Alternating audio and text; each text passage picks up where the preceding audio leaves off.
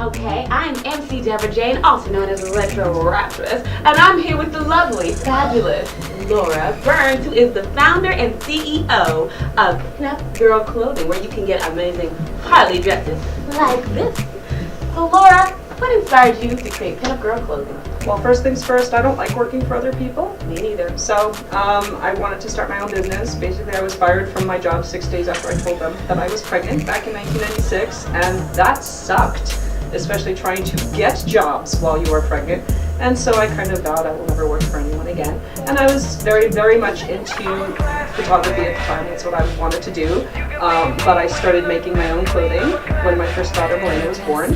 And I started making baby clothes and clothes for myself. And then all of a sudden my friends want clothing and so on and so forth. And so I started my website in 1999 and we started the boutique in 2012. And it's been very satisfying because we make things that aren't found in mainstream stores. Yeah. Speaking of mainstream, obviously you guys noticed there's a whole vintage retro theme here. Most of the clothes are inspired by the clothes in the 40s and the 50s. So it's got that old-time classic look. So what inspires you about like vintage clothing in that style? Well, my mom was born in 1936, so she was a teenager in her early 20s during the 50s. That was kind of her heyday. And my mom, gorgeous, impeccably put together. I mean, I have photos of her where she looks almost identical to Dita Monteith in terms of like how glamorous she looked.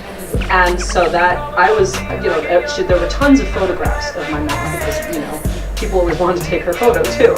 So I grew up looking at all of these photos and, I grew up in the 70s and the 80s and nothing looked like that. So that almost became a counterpoint for me.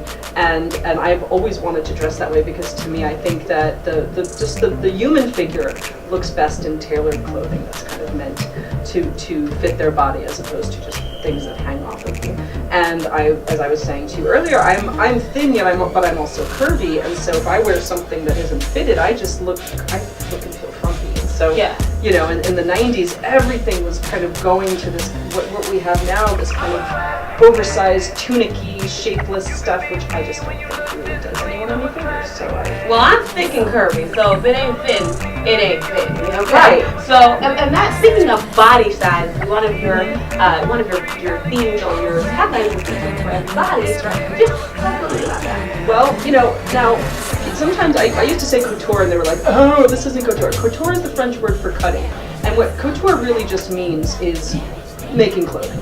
And haute couture is when you custom make things for people, but couture just means well-made clothing, and for everybody. Because I think things are finally starting to change the last couple of years. But 5 years ago, you couldn't find someone who was in a size 0 or a 2 in an ad for any clothing or anything, and no one was really marketing towards everyone. There's very few people who hit the size 0, size 2 demographic, and so why aren't we marketing to everybody? And so, right around 2012, that's when I actually trademarked the term couture for everybody, because I felt that that's what we've been doing that since we've started. I was telling Deborah, when I started in 1999, we didn't even make sizes.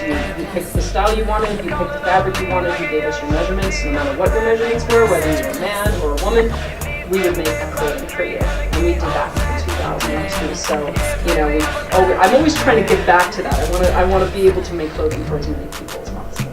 Well, that is so inspiring.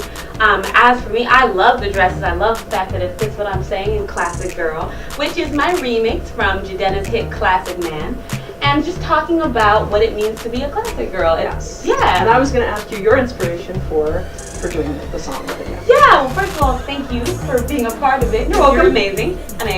As for why I did it, it was inspired by the love of my life back in college.